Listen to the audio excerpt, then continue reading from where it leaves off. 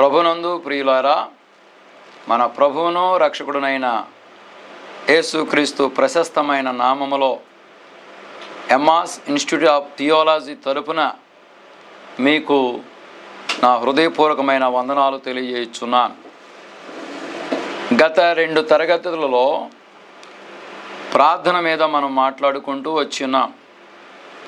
మొదటి తరగతిలో ప్రార్థన పరిచయాన్ని మీకు నేను తెలియజేస్తున్నాను. ప్రార్థన కానిది ఏమిటి? 2వ తరగతిలో ప్రార్థన అంటే ఏమిటో కూడా మనము నేర్చుకుని ఉన్నాం. ఈ సమయమునందు ప్రార్థించే వ్యక్తి సమర్థవంతమైన జీవితాన్ని కలిగిండుట ఎట్లు అనేది మనం నేర్చుకోబోతున్నాం. What produces an effective prayer life?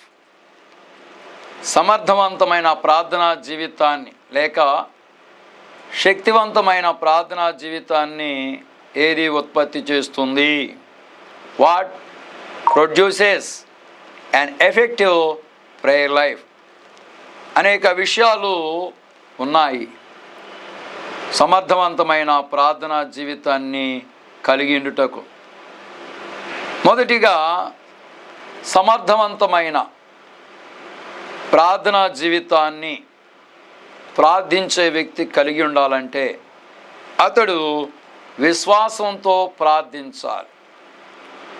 విశ్వాసంతో మనము ప్రార్థించినప్పుడు సమర్థవంతమైన ప్రార్థనా జీవితాన్ని కలిగి ఉంటాం. When we pray with faith in God, then we can have effective prayer life. విశ్వాసంతో మనం ప్రార్థించినప్పుడు శక్తివంతమైన ప్రార్థనా జీవితాన్ని మనం కలిగి ఉంటాం. మనం విశ్వాసంతో ప్రార్థించినప్పుడు మన హృదయాలలో మరియు మన ఒప్పుకోలు ద్వారా సమర్థవంతమైనటువంటి ప్రార్థనా జీవితాన్ని మనం కలిగి ఉంటాం.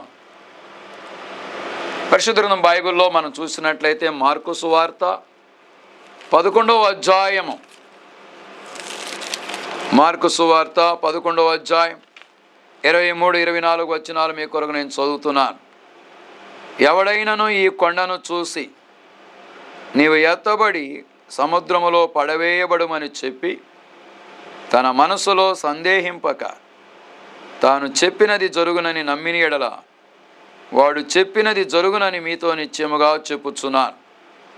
అందుచేత ప్రార్థన చేయనప్పుడు మీరు అడుగుచున్న వాటిని ఎల్లను పొంది ఉన్నామని నమ్ముడి, అప్పుడు అవి మీకు కలుగునని మీతో చెప్పుచున్నాను. అవును ప్రియులారా, మనం ప్రార్థన చేస్తున్నప్పుడు విశ్వాసంతో మనం ప్రార్థన చేయాలి. మనం అడుగుచున్న వాటినెల్లా పొంది ఉన్నామని మనం నమ్మవలసిన వారము. ప్రభువైన యేసుక్రీస్తు మీరు ప్రార్థన చేయనప్పుడు మీరు అడుగుచున్న వాటినెల్లా పొంది ఉన్నామని నమ్మండి అని మనకు తెలియజేస్తున్నాడు. యాకోబు రాసిన పత్రిక 1వ అధ్యాయం 6-7 వచనాలు కూడా మనం చూసినట్లయితే యాకోబు రాసిన పత్రిక 1వ అధ్యాయం 6-7 వచనాల్లో ఈ విధంగా ఉంది. 5వ వచనం నుంచి చదువుతున్నాను. మీలో ఎవనికైనను జ్ఞానము కొదువుగా ఉన్న ఎడల అతడు దేవుని అడగవలెను, అప్పుడు అది అతనికి అనుగ్రహింపబడును. ఆయన ఎవరిని గద్దింపక అందరికీ ధారాళంగా దయచేవాడు. అయితే అతడు ఏమాత్రమును సందేహింపక విశ్వాసముతో అడుగవలెను. సందేహించువాడు గాలి చేత రేపబడి సముద్ర తరంగమును పోలియుండును. అట్టి మనుషుడు ద్విమనస్కుడై తన సమస్త మార్గముల యందు అస్థిరుడు గనుక ప్రభువు వలన తనకేమైనను దొరుకునని తలంచుకొనరాదు. అవును, ఈ 2 లేఖన భాగాల్లో మనం చూసినప్పుడు ఒక వ్యక్తి సమర్థవంతమైన ప్రార్థనా జీవితాన్ని కలిగి ఉండాలంటే he must pray to God with faith. విశ్వాసంతో ప్రార్థించాలి. ఏమాత్రం కూడా సందేహించకూడదు. Without having any doubt. One person pray to God with faith. విశ్వాసంతో తప్పనిసరిగా ప్రార్థన చేయాలి. అవిశ్వాసం అనేది చోటు చేసుకోకూడదు. మనసులో కూడా సందేహించకూడదు. మనసున సందేహించువాడు ద్విమనస్కుడు, డబల్ మైండెడ్ పర్సన్, తన సమస్త మార్గముల యందు అస్థిరుడు, నిలకడలేనివాడు, ప్రభు వలన తనకేమైనాను దొరుకునని తలంచుకోవటం పొరపాటు. కనుక విశ్వాసంతో మనం ప్రార్థన చేయాలి. బైబిల్ అధ్యయనం ప్రకారం మరియు ఒప్పుకోలు అనేది మన జీవితంలో ఒక క్రమమైన భాగంగా చేసుకోవలసిన వారమై ఉన్నాం. తద్వారా మన విశ్వాసం నిరంతరం పెరుగుతూ ఉంటుంది. మరియు విశ్వాసంతో ప్రార్థించడానికి మీరు ఎప్పుడు కూడా సిద్ధంగా ఉంటారు. విశ్వాసంతో నేను ప్రార్థన చేస్తాను, విశ్వాసంతో నేను ప్రార్థన చేసి దేవుని దగ్గర నుంచి నేను పొందుకుంటాను. విశ్వాసంతో ప్రార్థన చేస్తున్నప్పుడు శక్తివంతమైన ప్రార్థనా జీవితాన్ని కలిగి ఉంటాం. రెండవదిగా, సమర్థవంతమైన ప్రార్థనా జీవితాన్ని మనం కలిగి ఉండాలంటే క్రీస్తు నీతి ద్వారా మనం ప్రార్థించవలసిన వారమై ఉన్నాం. When we pray to God through Christ righteousness we can have effective prayer life. మన మానవ సంబంధాలన్నింటిలోనూ మరియు యేసుక్రీస్తు ద్వారా దేవునితో సమాధానం కలిగి ఉండాలని దేవుడు కోరుతున్నాడు. మన హ్యూమన్ రిలేషన్షిప్స్ అన్నిటిలో కూడా మన మానవ సంబంధాలు అవన్నీ చాలా గొప్పవి. ఈ మానవ సంబంధాలన్నింటిలో త్రూ జీసస్ క్రైస్ట్, యేసుక్రీస్తు ద్వారా దేవునితో సమాధానం కలిగి ఉండాలని దేవుడు కోరుతున్నాడు. దేవుని యొక్క కోరిక అది. Our God desires to have peace with our human relations through Jesus Christ. దేవుని ద్వారా, దేవునితో యేసుక్రీస్తు ద్వారా మానవ సంబంధాలన్నింటిలో మనము సమాధానం కలిగి ఉంటాం. కనుక క్రీస్తు నీతి ద్వారా మనం ప్రార్థించినప్పుడు మనము సమర్థవంతమైన ప్రార్థనా జీవితాన్ని కలిగి ఉంటాం. రెండవదిగా, మనము క్రీస్తు నీతి ద్వారా మనం ప్రార్థించినప్పుడు సమర్థవంతమైన ప్రార్థనా జీవితాన్ని మనం కలిగి ఉంటాం. When we pray through Christ righteousness we can have effective prayer life. మన మానవ సంబంధాలన్నిటిలోనూ మరియు యేసుక్రీస్తు ద్వారా దేవునితో సమాధానం కలిగి ఉండాలని దేవుడు కోరుతూ ఉన్నాడు. అది దేవుని యొక్క కోరిక. 1 పేతురు 3వ అధ్యాయం 12వ వచనం మనం చూసినప్పుడు, పేతురు రాసిన మొదటి పత్రిక 3వ అధ్యాయం 12వ వచనం మీ కొరకు నేను చదువుతున్నాను. ప్రభువు కన్నులు నీతిమంతుల మీదను ఆయన చెవులు వారి ప్రార్థనల వైపున ఉన్నవి గాని ప్రభు ముఖము కీడు చేయి వారికి విరోధముగా ఉన్నది. ప్రభువు కనులు నీతిమంతుల మీదను ఆయన చెవులు వారి ప్రార్థనల వైపున ఉన్నవి గాని ప్రభువు ముఖము కీడు చేయి వారికి విరోధముగా ఉన్నది. కనుక యేసుక్రీస్తు యొక్క నీతి ఏమిటంటే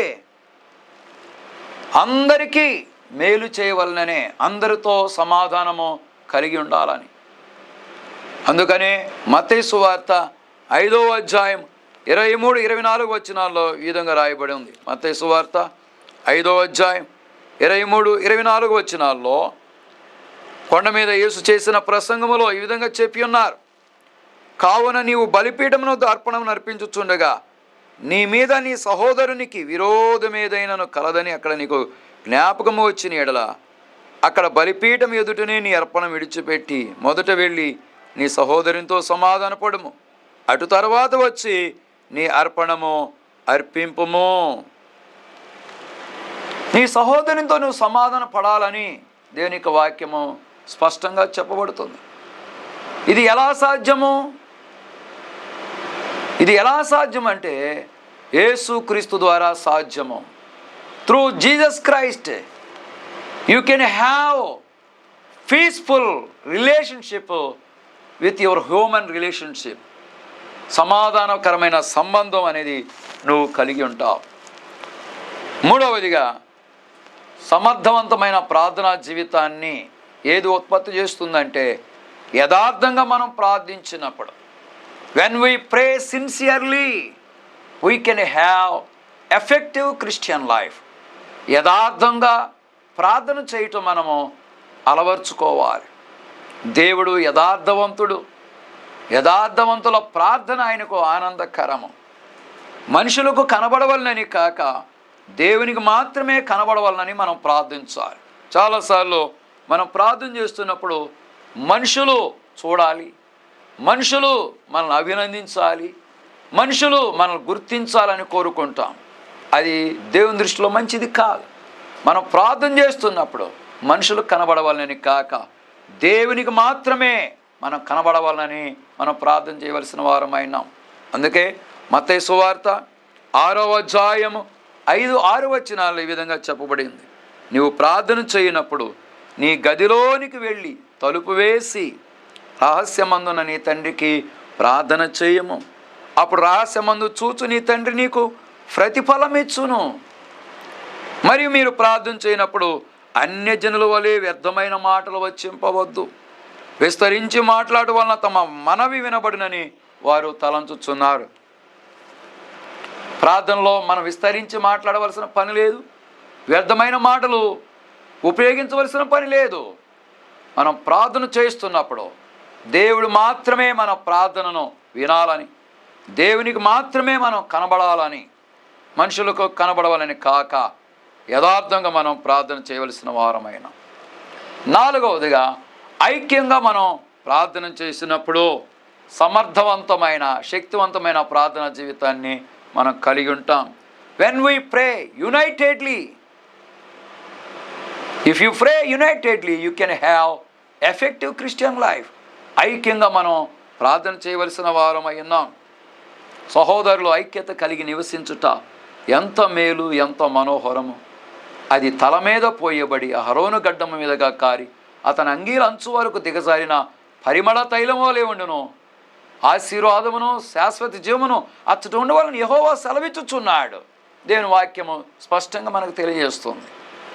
ఐక్యతలో గొప్ప ఆశీర్వాదం ఉంది. 2 లేక అంతకంటే ఎక్కువ మంది విశ్వాసంతో దేవుని ఎదుట ప్రార్థించినప్పుడు ఆ ప్రార్థనలో గొప్ప శక్తి ఉంటుంది.